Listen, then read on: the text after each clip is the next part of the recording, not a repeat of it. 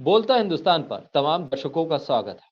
पूरी दुनिया की नजर गाजा और इजराइल में जिस तरह से हालात बन रहे हैं और बिगड़ रहे हैं उस पर है। इसके इर्द गिर्द इन 100 दिनों में, पिछले 100 दिनों में कितनी बमबारी हो गई गाजा के लोगों के ऊपर और किस तरह से हमास ने इजराइल का सामना किया, इसका जिक्र आज हम करने वाले हैं। आज हम आपको बताने वाले हैं कि पिछले 100 दिनों में इजराइल को कितने मोर्चों पर लड़ाई को आगे बढ़ाना पड़ रहा है। हालांकि इजराइल को भारी नुकसान भी हो रहा है। हम आज आपको यह भी बताएंगे कि पिछले 100 दिनों में अमेरिका की रणनीति कैसे फेल हो रही है। ईरान से लेकर लाल सागर तक अमेरिका इजराइल कैसे घिर रहे हैं। हमारे साथ अमरीश जी हैं जो लगातार इस मुद्दे पर विचार रखते हैं। अमरीश जी, आपका स्वागत है। धन्यवाद बहुत बहुत। अमरीश जी, 100 दिन हो गए इन हालात से वो पूरा इलाका जूझ रहा है। पिछले 100 दिनों को अगर देखें तो क्या हालात नजर आ रहे हैं, क्या कुछ हो रहा है? देखिए, सबसे जो महत्वपूर्ण है कि जो आंकड़े हैं, इन आंकड़ों के हिसाब से 23,000 से ऊपर फिलिस्तीनी मारे जा चुके हैं, सिविलियंस, और करीब 50 से 60,000 इंजर्ड हैं, 7,000 मिसिंग है। तो कैजुअलिटीज का जो मिला जुला आंकड़ा है, injured plus dead plus missing, तो वो एक्चुअली 80,000 तक पहुंच रहा है लगभग। उधर दूसरी तरफ इसराइल ने जो ऑफिशियली एडमिट किया है कि उसके करीब 500 से ऊपर सैनिक मारे गए हैं, इंजर्ड 3 से 5 हजार इंजर्ड हैं, और विकलांग उसमें से वही अजीब सी चीज है जो सबसे खतरनाक बात इन 100 दिनों की है कि विकलांग जो हैं वो 20 से 30 हजार पहुंच रहे हैं। ये इजराइल की खुद की बात है और हमने इसके बारे में बताया कि कैसे ये बात लीक हुई। उसके बारे में मैं बहुत डिटेल में नहीं जाऊंगा क्योंकि आज बहुत स्पेसिफिक बात है। तो ये जो पूरे आंकड़े हैं, ये इजराइल के हैं कि 500 लोग। जो हमास ने अपना इशू किया है उसके हिसाब से उसने, और ये 100 दिन के पहले, करीब 2 हफ्ते पहले, तो करीब 2,000 इजरायली सैनिक हमास ने मारे हैं। और इसकी संख्या जो अभी 2 हफ्तों में बहुत सारी इजरायली फेटिलिटीज हुई हैं, इसकी संख्या बढ़ के आपकी, मतलब आप समझ लीजिए कि इस समय एस्टिमेटेड 2,600 करीब इजरायली सोल्जर्स मारे गए। इंजरीज भी इससे डबल ट्रिपल हैं। और विकलांगों की स्थिति अगर वो देखी जाए तो वो तो फिर एक अलग कहानी ही बन जाएगी, क्योंकि फिर तो उसके हिसाब से कम 10,000 इजरायली सैनिक मारे गए हैं, करीब 40,000 घायल हैं। उनका भी टोल, देखिए कितनी अजीब सी बात है कि 80,000 जहां उधर है सिविलियंस का, वहां इधर भी इजरायली टोल भी अगर सही में उसको विश्लेषित किया जाए तो वो 40 से 50,000 पहुंच रहा है। अगर सारे पहलुओं को, जो इजराइल के अंतर्विरोध हैं, उनके उनके बयानों में अंतर्विरोध हैं, उन सारे अंतर्विरोधों को एक एनालिस्ट का काम है कि उसको उन अंतर्विरोधों को समझे और उसमें बिटवीन द लाइंस पढ़े और उससे निष्कर्ष निकाले। तो उसके हिसाब से इजराइल भी बहुत भारी कीमत चुका रहा है। उधर हिजबुल्लाह ने जो अपने इन्फोग्राफिक्स रिलीज किए हैं, और ये उनके 8 अक्टूबर 2023 से 7 जनवरी 2024 तक, ये जो इंफॉर्मेशन आई है कि 2,000 इजरायली सैनिक उन्होंने मारे हैं। 670 बार स्ट्राइक किया इजराइल को।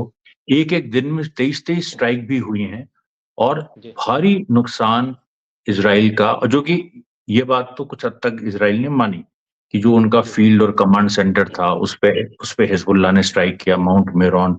एक और फील्ड और कमांड सेंटर था, वो भी हिट हुई। एक मिलिट्री फैक्ट्री पूरी की पूरी हिजबुल्लाह ने उड़ा दी। मिलिट्री फैक्ट्री मतलब जैसे हथियार जहां बनते हैं, भारत में भी आप देखिए ऑर्डिनेंस फैक्ट्रीज हैं, तो उस तरह की पूरी पूरी फैक्ट्री उड़ गई इजराइल। तो ये देखिए पूरा दिखा रहा है कि इजराइल ने जहां नागरिकों को और निर्दोषों को और औरतों और बच्चों के मामले में नंबर 1 है, वहीं पर हमास और हिजबुल्लाह दोनों को अगर मिला दिया जाए, अभी हम यमन की बात बाद में करेंगे, तो हमास और हिजबुल्लाह को मिला दिया जाए तो ये लोग 20 हैं इजराइल के ऊपर, जहां तक जंग में मारने की चीज है। क्योंकि देखिए, आपने 80,000 सिविलियंस को मार दिया, तो इधर आपके 40,000 सोल्जर्स मारे गए। तो 40,000 सोल्जर्स जो हैं वो तो they are equal to about 3 to 4 lakhs, अगर उस तरह से उसको वो किया जाए। तो ये बहुत बड़ा एक इजराइल को नुकसान है। बीच अनछुपी ये अनकही कहानी इन 100 दिनों की ये है कि इजराइल गाजा का युद्ध हार गया है। एक्चुअली हार गया है, हार नहीं रहा है, क्योंकि उसने अपनी सेनाएं वहां से विड्रॉ कर ली हैं, उसने अपने बहुत सारे इक्विपमेंट्स वहां से विड्रॉ कर लिए हैं। रोज मारे जा रहे हैं जो उनके रिजर्विस्ट हैं और जो महिला सिपाहियों को वो आगे कर रहे हैं, वो मारे जा रहे हैं। और इधर क्या हुआ है कि जो जंग का दायरा बढ़ गया, क्योंकि 100 दिनों में 1 जनवरी को नॉर्थ कोरिया ने डिक्लेयर किया कि ये साल युद्ध का तीसरे विश्व युद्ध का हो सकता है। और उसके बाद हमने देखा कि अमेरिका और इजराइल कहीं ना कहीं गाजा में अपनी हार छुपाने के लिए उन्होंने यमन पे एयर स्ट्राइक्स की, जिससे ये मतलब पहली बार ऐसा हुआ कि अमेरिका ने और ब्रिटेन ने, मतलब नेटो की 2 कंट्रीज ने डायरेक्ट एयर स्ट्राइक्स की। और उसके पहले के अब वो है ही कि यमन ने कह दिया था कि इजराइल की तरफ जो जहाज जा रहे हैं उनको हम रोकेंगे। करीब 25 बार यमन ने स्ट्राइक किया। और यमन ये कहता रहा कि हम केवल उन जहाजों को टच कर रहे हैं जो इजराइल से जुड़े हैं। हम अंतर्राष्ट्रीय जो लाल सागर से जो पूरा बिजनेस है, कई जहाज गुजर रहे हैं, उनसे हमने हमने कभी उनको नहीं छुआ। और जो कि सच बात है, जो कि अमेरिकन भी इस बात को मानते हैं। फिर भी अमेरिका ने यमन पे एयर स्ट्राइक्स की, लेकिन उसका रिजल्ट ये हुआ कि यमन और डिफाइंड तरीके से खुल के सामने आ गया। तीसरी बात जो इन 100 दिनों में हुई है कि जो एक्सिस ऑफ रेजिस्टेंस है, जिसमें ईरान, हिजबुल्लाह, हमास, यमन, ये सारे देश हैं, इसमें ये मिडिल ईस्ट में फैलती जा रही है। और एक तरफ जहां यूएई और सऊदी अरेबिया जैसे देश अमेरिका की तरफ अभी भी झुक रहे हैं, खासतौर पर यूएई। सऊदी अरेबिया ने तो कुछ एहतियात बरता है। अभी कल ही उनका एक जहाज लाल सागर से गुजर रहा था, तो उसमें उन्होंने लिखा था कि जो उसके लॉग शीट होती है उसमें उन्होंने लिखा था कि नो इजराइल, मतलब हम इजराइल की तरफ या इजराइल से हमारा कोई संबंध नहीं। जो यमन ने डिमांड किया था कि अगर आप लाल सागर से गुजरे तो हर शिप को अपने लॉग बुक में ये लिखना हो। तो सऊदी अरेबिया ने अपने लॉग बुक में ये लिखा। अब जो ओमान है, ओमान वाली घटना, जहां ओमान ने जो यूएई से ड्रोन्स जा रहे थे यमन के अंदर, जो हूती विरोधी एक फैक्शन एक छोटे से हिस्से यमन को रूल करता है एडन में, उसकी ओर जा रहे थे ड्रोन्स, उसको ओमान ने जब्त कर लिया। तो इधर देखिए ओमान हो गया। अच्छा, उधर क्या हुआ कि जब एयर स्ट्राइक्स हुई यमन पे, तो उसी दिन 2 अमेरिकन सेलर्स, जो सोमालिया में भी एक अमेरिकन मिलिट्री बेस है, और सोमालिया भी देखिए मुस्लिम कंट्री है, अफ्रीका का है, तो सोमालिया में 2 अमेरिकन सेलर्स गायब हो गए। आज तक उनका पता नहीं कहाँ गए। तो ये 100 दिन की कहानी यही है कि इजराइल और अमेरिका की जमीनी हार, एक्सेस ऑफ रेजिस्टेंस का बढ़ना, और ज्यादा मिडिल ईस्ट और अरब देश उस एक्सेस ऑफ रेजिस्टेंस में आ रहे हैं, और इधर अमेरिका और इजराइल का पूरा युद्ध के दायरे को और ज्यादा बढ़ा। इन 100 दिनों में आईसीजे तक अगर मामला पहुंच गया तो ये किस तरह से इसको एनालाइज किया जाएगा? क्या ये एक और बड़ी हार होगी अमेरिका और इजराइल के लिए कि दुनिया के कुछ देश जो सीधे तौर पर जंग में शामिल नहीं हैं, वो देश अब आईसीजे यानी कि कानूनी तरीके से इजराइल की घेराबंदी करने में लगे हुए हैं, और वहां पर भी क्या स्थिति पिछले जो कुछ दिनों में बहस के दौरान बनी है, वो इन 100 दिनों के लेखे जोखे में कहाँ फिट हो रही है, किस जगह पर है? वो बहुत महत्वपूर्ण है, क्योंकि एक तरफ जंग अंदर लड़ी जा रही है गाजा में, वेस्ट बैंक में भी लड़ी जा रही है, और यमन में भी लड़ी जा रही है, हिजबुल्लाह में, लेबनान में भी लड़ी जा रही है।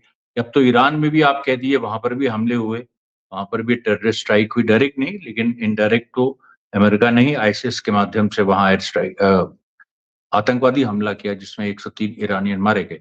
लेकिन ये जो दूसरी लड़ाई है, ये जो कानूनी लड़ाई है, ये अभी तक शुरू नहीं हुई थी। ये अभी इन 100 दिनों में 11 जनवरी को शुरू हुई, जिसमें साउथ अफ्रीका ने जो international court of justice, ICJ, international criminal court नहीं, आईसीजे अलग होता है, international criminal court of justice, वहां पर उसने 1948 के जेनोसाइड कन्वेंशन को इन्वोक करते हुए, जिसमें इसराइल भी सिग्नेटरी है, साउथ अफ्रीका भी सिग्नेटरी है, तो उसको इन्वोक करते हुए कहा कि इसराइल का जेनोसाइडल इंटेंट है, कि वो नरसंहार करने का इरादा रखता है।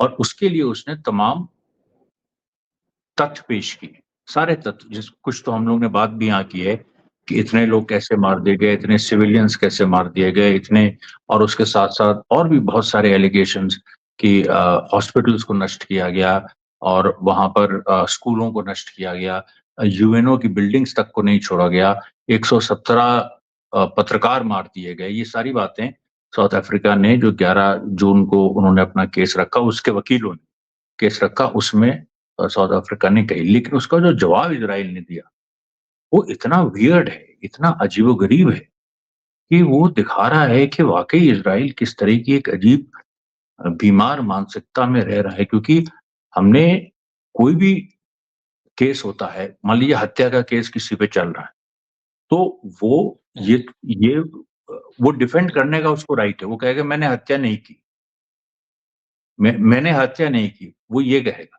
वो ये नहीं कहेगा सामने वाले से कि तुमने मेरी हत्या कर दी, ये कहेगा वो? ये कभी हो सकता है? इजराइल ने ये किया। इजराइल ने कहा है कि जेनोसाइड हमारे खिलाफ लाया, जेनोसाइड तो हम पे हो रहा है, जो हम पे हमास हमारा जेनोसाइड कर, जो हमारे 1200 लोग, बताइए 1200 लोग उनके मारे गए, जिसमें वो खुद कह रहे हैं 500 करीब सब सैनिक थे, 764 सिविलियंस थे। उसके बारे में भी ये बात आ गई है कि इजराइल ने ही फ्रेंडली फायर में और अपने ही लोगों को मारा, और उनकी जो हनीबल डॉक्ट्रिन है उसके तहत मारा। और ये सारी बातें आ रही, लेकिन हम वो बात अगर मान भी लें कि ठीक है इजराइल के 764 सिविलियंस मारे गए, तो 764 जेनोसाइड है। और इधर जो सिविलियंस मारे गए हैं वो जेनोसाइड नहीं है, जिसकी मतलब जिनकी संख्या 23,000 के ऊपर है, वो जेनोसाइड नहीं। अब दूसरी बात जो इजराइल ने कही और भी वियर्ड है, और भी अजीब सी, कि जो मारे गए हैं 23,000, उसमें सब ज्यादातर हमास के लोग।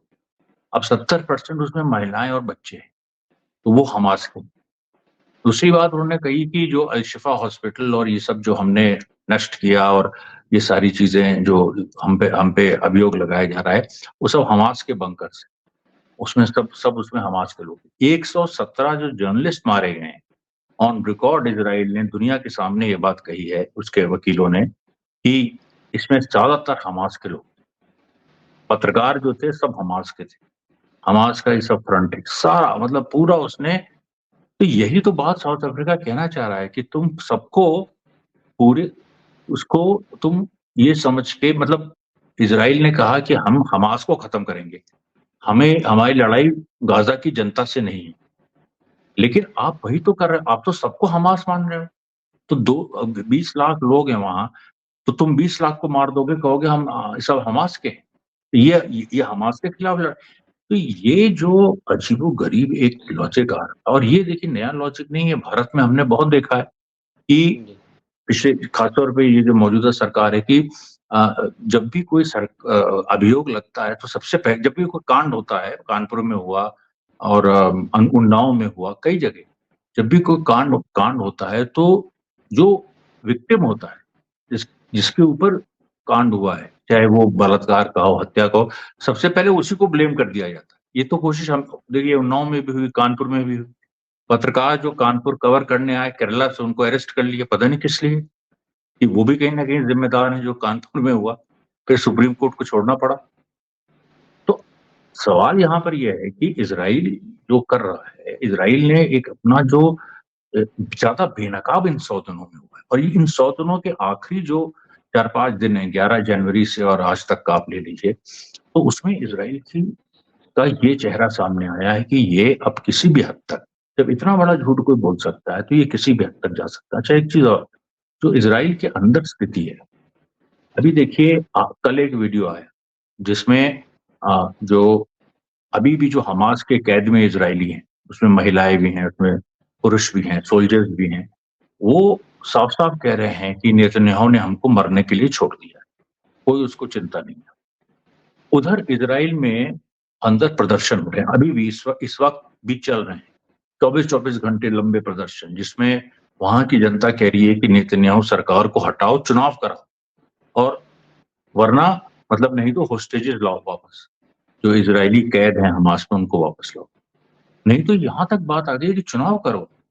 अच्छा, नेतन्याहू इस इन 100 दिनों में कई ऐसे पोल्स आए, ओपिनियन पोल्स आए, ये आए कि नेतन्याहू को 120 मेंबर की इजरायली पार्लियामेंट है, उसको वो 16 से 17 सीट मिली, मतलब उसका सुपड़ा साफ है। अगर अभी चुनाव हो जाए तो नेतन्याहू का सुपड़ा साफ है। वहां की जनता चेंज चाहती है, लीडरशिप में चेंज चाहती है। तो अब आप देखिए ये सारी चीजें 100 दिनों में हुई। एक जी तरफ हमास और मतलब जो पूरी लड़ाई है, फिर international court of justice, Jio politics में जो बदलाव हुए हैं, बड़े बड़े बदलाव हैं और अभी बदलाव चल रहे हैं। दुनिया कैसे दो दो धड़ों में धीरे धीरे बढ़ रही है। अमेरिका और इजराइल खुद ये साबित हो गया। पहले तो लोग कह रहे थे अच्छा देखिए हमास ने पहले हमला किया। हमास ने जो हमला किया देखिए उसका एक संदर्भ सब लोग जानते हैं। वहां आजादी की लड़ाई चल रही है और आज से नहीं 1948 से चल रही है और कई ऐसे हमले हो चुके हैं। तो इजराइल की तरफ से भी हमास की तरफ से भी, तो वो तो देखिए एक कॉन्टेक्स्ट में है। तो हमास ने जो किया और हमास के बारे में जो एक झूठ फैलाया गया था उसका पर्दाफाश हुआ। इजराइल ये कह रहा है कि मतलब इजराइल ये चाह रहा है कि दुनिया भूल जाए कि 7 अक्टूबर 2023 के पहले भी कोई इतिहास था। वो कह रहे हैं उसके बारे में बात ही करना बेकार है।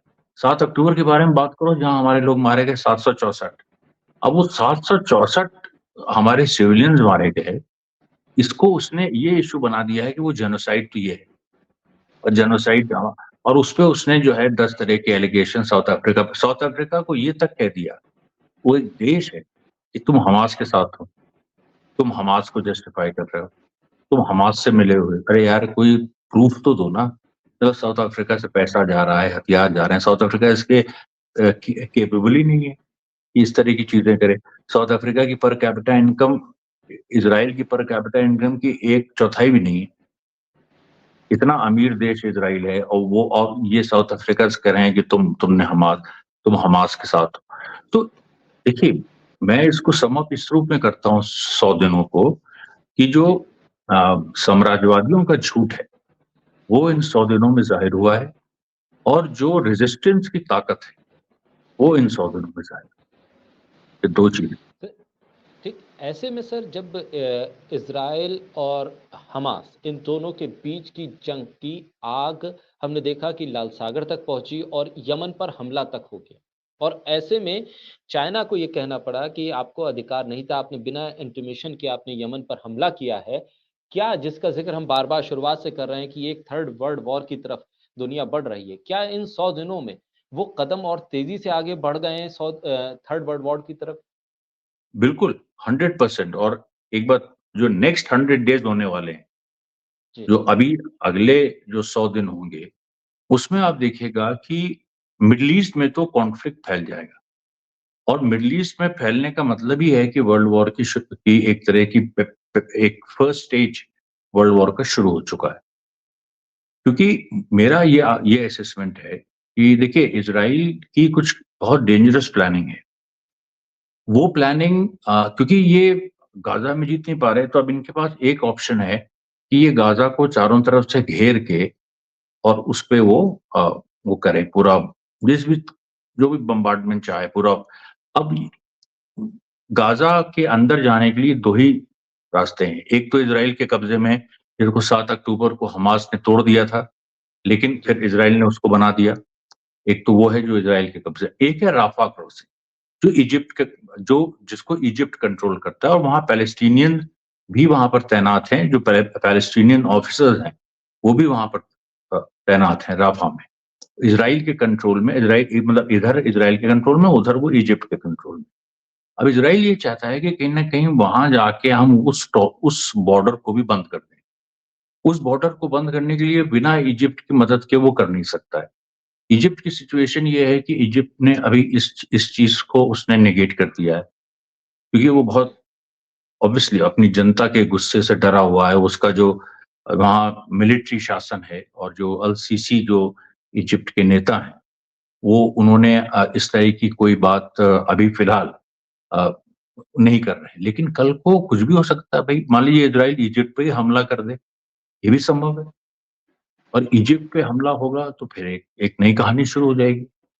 फिर तो ये तो देखिए, ये क्योंकि इजराइल गाजा में जीत नहीं पाया या अपने किसी भी ऑब्जेक्टिव को अटेन नहीं कर पाया, जो भी उसने कहा था कि हम जाके गाजा में ये करेंगे, ये कर देंगे, ये कर देंगे, एक भी चीज वो नहीं कर पाए। एक भी नॉर्दर्न गाजा तक की बात आ गई थी कि इजराइल ने कब्जा कर लिया है, और अब ये साफ हो गया है, खुद इजराइल ने कह दिया है कि नॉर्दर्न गाजा में हमारा कब्जा नहीं है, क्योंकि वहां लगातार हमास जो है इजरायली सोल्जर्स को, इजरायली कमांड सेंटर्स को खत्म कर रहा है। जी तो अब इजराइल के पास यही ऑप्शन है कि वो फिर से, जैसे मैंने कहा, गाजा को घेरे। उसके लिए उसको इजिप्ट पे हमला करना पड़ेगा, उसके लिए जी उसको किसी भी तरह, और या फिर इजिप्ट उसके साथ आए।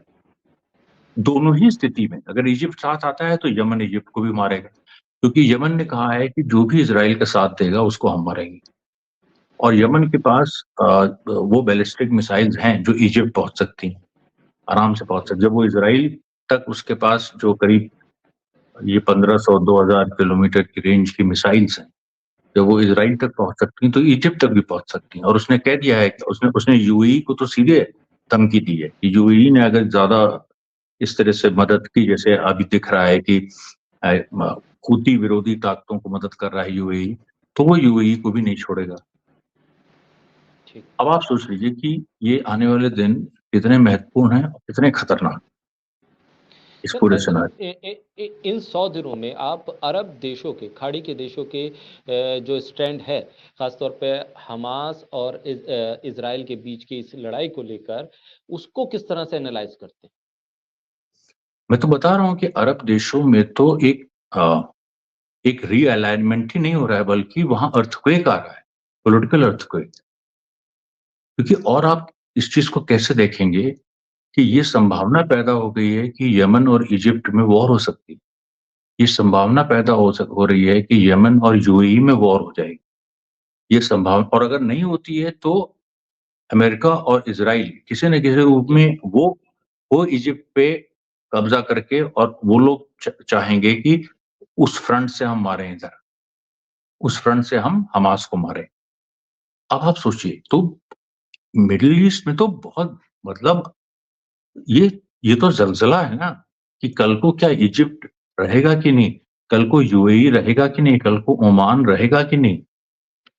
सऊदी अरेबिया के ऊपर अभी सऊदी अरेबिया दोनों तरफ चलने की कोशिश कर रहा है, लेकिन जिस तरह जी से पूरा एक मुद्दा एक आ रहा है। अच्छा हाँ, एक चीज और घटना जो इन 100 दिनों में हुई, कि जो एक जहाज ईरान का अमेरिका ने चुराया था पिछले जी साल, और उसका नाम सुएज राजन था। पिछले साल जब वो जी चुराया था, अमेरिका ने कब्जा किया था बकायदा, और उसमें 10 लाख बैरल तेल था। उस तेल को अमेरिका ने जब्त कर लिया, और उसी जहाज को वो सेंट निकोलस के नाम से चला रहा था। और अभी एक हफ्ता पहले ईरान ने फिर उस पर कब्जा कर लिया, फिर उसको वापस ले लिया। खुल के ईरान ने काम किया। अब ये जो सारी परिस्थितियां हैं, आप ये बताइए कि इसमें कब तक ये जो जितने अरब देश हैं, जो आपने जी पूछा सवाल, ये कब तक बचेंगे? युद्ध में इनको आना ही आना है, चाहे वो किसी भी तरफ से, और नहीं आएंगे तो नष्ट हो जाएंगे। ये स्थिति आ गई इतनी ज्यादा, मतलब आप सोचिए कि फर्स्ट वर्ल्ड वॉर, क्योंकि ये पूरा अरब का इलाका ऑटोमन एम्पायर में था, जो जो टर्किश जी ऑटोमन एम्पायर था वो उसमें था। और जब 1918 में जब टर्की हारा, जब जब टर्की क्योंकि जर्मनी के साथ था, जर्मनी हार गया तो टर्की भी हार गया। उसके बाद यूरोपियन ताकतों ने ऑटोमन एम्पायर को पूरा खत्म कर दिया और इस तरह के अरब स्टेट्स बनाए। ये सारे अरब स्टेट्स 1918 के बाद के हैं, सारे जितने आपको जॉर्डन से लेके, और ये अब ये जितने स्टेट्स हैं, जी इन स्टेट्स का तो अब अस्तित्व मतलब खतरे में है, क्योंकि अब इस लड़ाई के बाद तो फिर जी से वही स्थिति बनेगी कि फिर से मैप रीड्रॉ होगा, फिर से मैप रीड्रॉ होगा, सोचिए आप। और क्या संभावना, और क्या संभावना है ठीक। इस लड़ाई इस को सब ये। के जी जी, इन सब बताएं के बताएं। बीच ईरान ईरान के स्टैंड को आप किस तरह से देख रहे हैं? और ईरान के साथ जब चाइना और रूस को हम देखते हैं, तो पिछले 100 दिनों में जिस तरह से इन तीनों देशों ने, ईरान ने, चाइना ने और रूस ने अपने स्टेटमेंट्स दिए या अपने कदम उठाए, उसको किस तरह से एनालाइज करेंगे? और आने वाले जो 100 दिन का जिक्र आप कर रहे हैं, एक थर्ड वर्ल्ड वॉर की तरफ जब दुनिया बढ़ रही है, तब ये तीन देश कितने महत्वपूर्ण हो जाएंगे और इनका रोल क्या देख रहे हैं? ये तो सबसे, यही तो देखिए, जो एक्सेस ऑफ रेजिस्टेंस है, जिसको बार बार मैं कहता हूं, प्रतिरोध की धुरी, ये तो ईरान, इसका लीडर ईरान है। और ईरान के पीछे नॉर्थ कोरिया, नॉर्थ कोरिया के पीछे चाइना, चाइना के साथ रशिया, ये पूरी चेन बनी हुई है।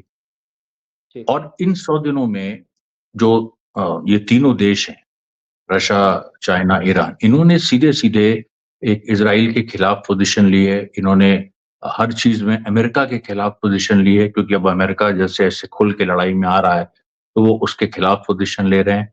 और जो अरब मुल्क हैं, वो भी इस चीज़ को देख रहे हैं कि अगर हम बहुत ज़्यादा अमेरिका की तरफ बढ़े, तो दुनिया जिस जी। तरह से अभी जो आने वाले दिनों में लड़ाई होने जा रही है, उसमें हमारा जो अस्तित्व है, या हम जिस पोज़ीशन में खड़े हैं, वो खतरे में पड़ जाएगा, क्योंकि चाइना, रशिया, ईरान, ये देखिए एक है। अच्छा, ये पहली बार नहीं, ये जो सीरिया में लड़ाई हुई, सीरिया में जी। जो पूरी कोशिश हुई, क्योंकि आईसिस उधर बना, आईसिस ने, और आईसिस अमेरिका ने ही बनाया, और आईसिस ने पूरी कोशिश कर डाली कि सीरिया में जो असाद रिजीम है उसको वो बेदखल कर दे, हटा दे। और बहुत हद तक वो लोग पहुंच भी गए थे, मतलब एलेप्पो ले लिया था, दमस्कस, मतलब वहां तक पहुंच गए। लेकिन उसके बाद ईरान ने अपने मिलिशियाज भेजे उधर, इराक में भी ईरान फ्रेंडली गवर्नमेंट है, उसने भी भेजे। उसके बाद जो सीरिया, उसके बाद रशिया आ गया बीच में। रशिया तो सीधे हस्तक्षेप किया, हथियार उसने दिए सीरिया को। फिर चाइना आ गया, और उससे उसकी वजह से क्या हुआ कि अभी तक, मतलब असाद रिजीम के हटने की बात तो छोड़ दीजिए, असाद रिजीम और मजबूत हुई है, और वो इस एक्सेस ऑफ रेजिस्टेंस का मतलब पार्ट एंड पार्सल हो गई है। तो ये जो पूरी बात है, ऑलरेडी ये चीज एक बार सीरिया में अमेरिका देख चुका है। यूक्रेन में उसने ये सोचा कि यहाँ तो भाई चाइना और ईरान, ये रशिया के साथ नहीं आएंगे, इसको हम अलग से एक मुद्दा बना के वहां रशिया को हरा देंगे, लेकिन वो भी नहीं हुआ, और उस मुद्दे पे भी ईरान और चाइना रशिया के साथ आ गए। तो अब जो, जहां तक पूरी एक स्थिति देखिए, ईरान, रशिया और चाइना, ये एक एक खेमे में, और ठीक। ये खेमा बहुत मजबूत, आप देख लीजिए हथियारों के मामले में, सब कुछ के मामले में किसी भी तरह अमेरिका से कमजोर नहीं। तो ये ऐसे। एक, जी, जी। ऐसे में कुछ वीडियोज़ जब सामने आए और उस पे देखा गया कि जब रूस और यूक्रेन का ज़िक्र आता है, तो ये देखा गया कि चेचनिया ने भी रूस के साथ खड़े होकर अपनी आर्मी को भेजा और वहाँ यूक्रेन के खिलाफ एक जंग का ऐलान किया। चेचनिया की आर्मी को भी एक मजबूत आर्मी के तौर पर देखा जाता है। आने वाले वक़्त में अगर स्थिति ये बन रही है कि सीधे तौर पर रूस को मैदान में उतरना पड़ता है या ईरान को सपोर्ट करने की बात आएगी और चेचनिया एक मुस्लिम कंट्री के तौर पर उसे अगर देखें, तो ये एक कितनी बड़ी चुनौती खुद अमेरिका के लिए खड़ी हो जाएगी कि दुनिया की जो सबसे चुनिंदा आर्मीज़ में से एक मानी जाने वाली चेचनिया की आर्मी अगर मैदान में उतरती है, तब ये इस जंग का माहौल क्या होगा? नहीं, नहीं, अभी अभी चेचनिया स्वतंत्र देश नहीं है, वो रूस के ही जी। अंडर है, उसको जी, जी, जी। ऑटोनॉमी है।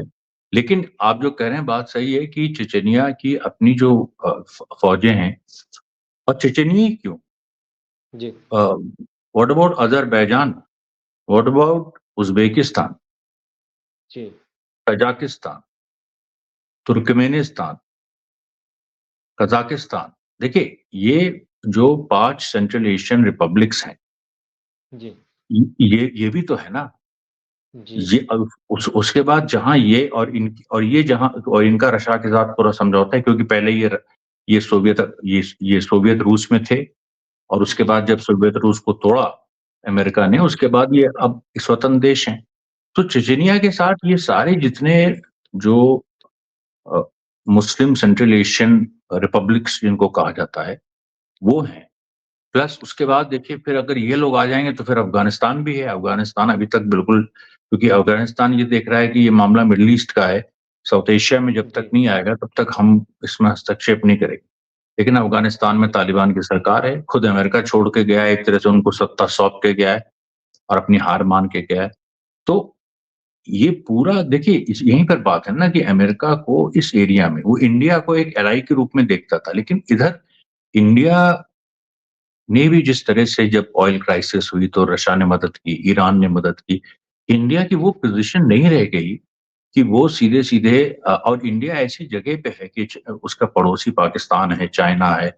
रशिया के जी, साथ इंडिया के ऐतिहासिक संबंध रहे हैं, रशिया ने तब इंडिया की मदद की 1971 में पाकिस्तान से लड़ाई में जब अमेरिका ने अपना 7वां बेड़ा भेज दिया था, और ये था कि 7वां बेड़ा जो है वो पाकिस्तान की मदद पूरी तरह से करेगा भारत को हराने के लिए, और अगर रशिया नहीं खड़ा हुआ होता उसमें तो भारत 1971 की लड़ाई जीत नहीं सकता था। तो ये जो एक चीज है, तो रशिया के साथ तो, और अभी तेल के संकट में रशिया ने पूरी मदद की, भारत को सस्ते दर पे तेल दिया, और उसमें और तो भारत भी इस मतलब उसका एक बड़ा हिस्सा जो एलीट का है भारत का, जो बड़े उद्योगपति हो सकते हैं, पूंजीपति हो सकते हैं, बहुत बड़ा एक जो इंग्लिश स्पीकिंग मध्य वर्ग है, या अभी जैसे जो राइट विंग है, जो दक्षिणपंथी ताकतें जो सत्ता में है, इनका दिल हो सकता है, इनकी इच्छा हो सकती है अमेरिका के साथ जाने में, लेकिन जो ग्राउंड रियलिटी है वो उनको अलाउ नहीं करेगी, क्योंकि ग्राउंड रियलिटी ये है कि इंडिया तो यहाँ है साउथ एशिया में, ये जो जिन देशों से घिरा हुआ है वो देश अमेरिका के खिलाफ हैं। और कल को देखिए बांग्लादेश की पोजीशन है, बांग्लादेश, पाकिस्तान, ये सब यहाँ इस तरह की रीअलाइनमेंट में सब उधर जाएंगे, और इंडिया के पास कोई चॉइस नहीं होगा सिवाय इसके कि वो भी अमेरिका इजराइल के खिलाफ कैंप में जाए। तो ऐसी आप सिचुएशन में मुझे बताइए कि जब उधर से आप शुरू करिए, इजराइल से शुरू करिए और सीधे आप चाइना तक चले आइए, इस पूरे बेल्ट में अमेरिका के साथ कोई नहीं है, कोई नहीं। उधर वेस्ट में अमेरिका का जो कैंप है, उस वो कैंप अभी अभी अमेरिका ने जो यमन के खिलाफ लाल सागर में अभियान चलाया, गार्जियन जी प्रॉस्पेरिटी, उसका हिस्सा नहीं बने।